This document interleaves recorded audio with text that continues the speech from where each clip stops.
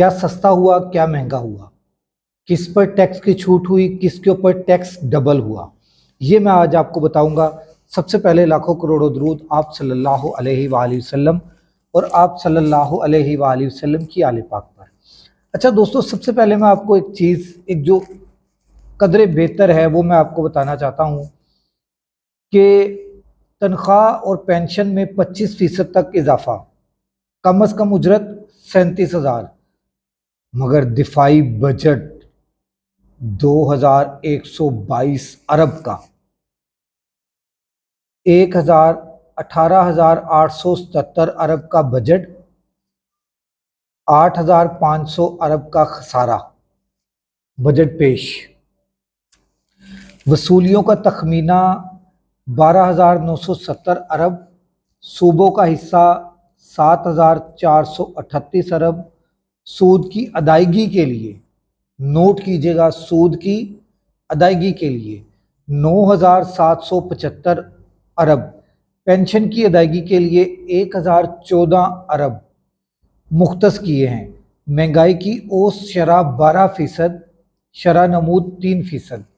ये हुकूमती बयानात हैं जो मैं आपको बता रहा हूँ। ग्रेड 16 तक के मुलाजमीन की तनख्वाहों में 25% और ग्रेड 17 से ऊपर तक 20% इजाफा।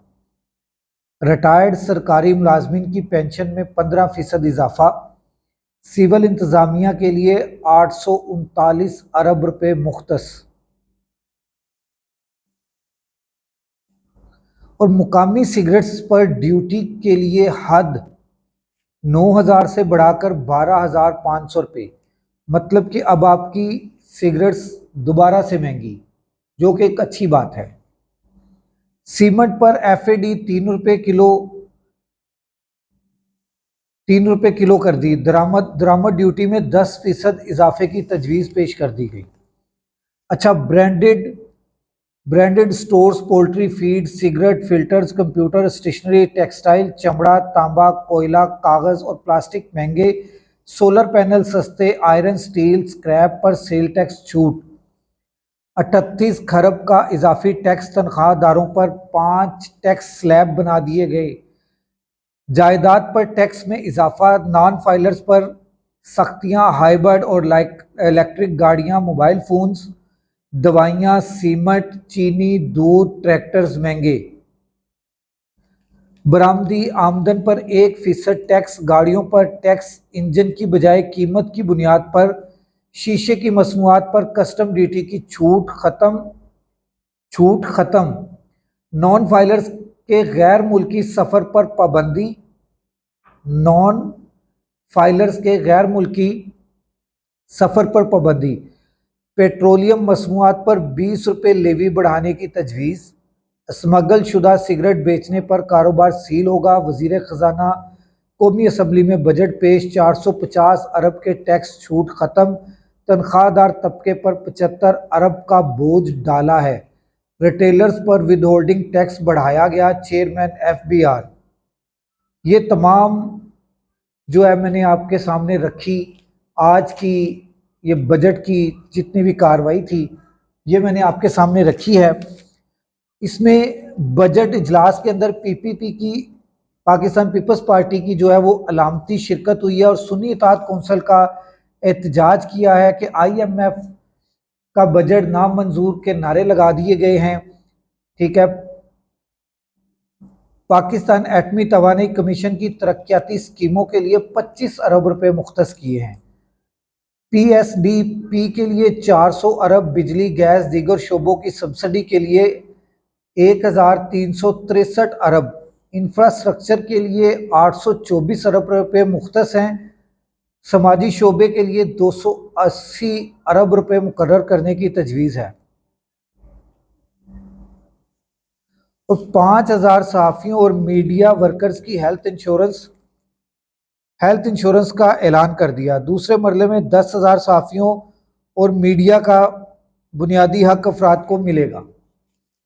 ये इन्होंने किया है। Petrol diesel levy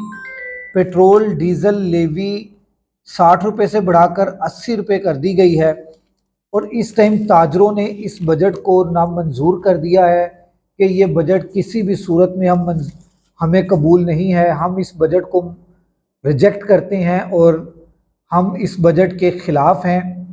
civil societies ने भी इस बजट के ख़िलाफ़ किया है, अपोजिशन तो ऑलरेडी इस बजट के ख़िलाफ़ है, मगर इस बजट को गरीब दोस्त नहीं गरीब मुकाओ बजट कहा जा सकता है।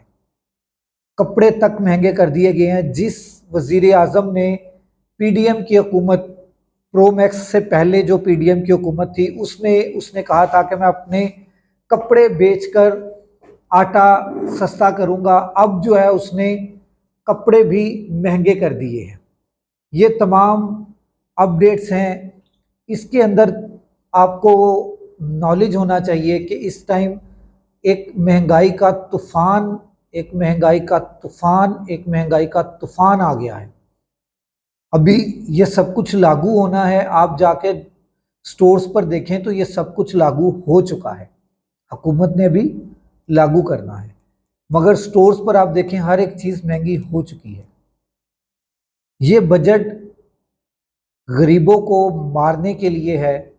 ईद थी, हर कोई पुरुमीद था कि शायद ईद है, कोई अच्छा बजट आएगा, ईदी होगी, मगर ये ईदी हुकूमत ने ली है। हुकूमत अपने अखराजात कम नहीं कर रही। पार्लियामेंट हाउस के, वज़ीर आज़म हाउस के अखराजात के बढ़ा दिए गए हैं, जो बजट में रखे गए हैं वो बढ़ा कर रखे गए हैं, जो पिछले साल थे उससे भी बढ़ा दिए गए हैं। ये तमाम चीज़ें देखी जाएं तो ये पाकिस्तानी अवाम के ऊपर इंतहा का बोझ है और इस बोझ को उठाने के लिए पाकिस्तानी अवाम बड़ी मुश्किल है कि वो उठा सके। ये एहतजाज का दौर शुरू होने वाला है। ईद के बाद सियासी पार्टियों ने तो एहतजाज करना ही करना है। मुझे लगता है कि अवाम भी एहतजाज में निकल आएगी और अवाम निकली तो ये हुकूमत घर चली जाएगी। वैसे भी शहबाज शरीफ साहब का इरादा लगता है, क्योंकि चहमगोइयाँ शुरू हैं कि जुलाई में या अगस्त में असम्बलियाँ तोड़ दी जाएं। देखते हैं कि क्या करते हैं। अगले व्लॉग तक राशिद इकबाल कादरी को इजाज़त दीजिए। अल्लाह हाफिज़।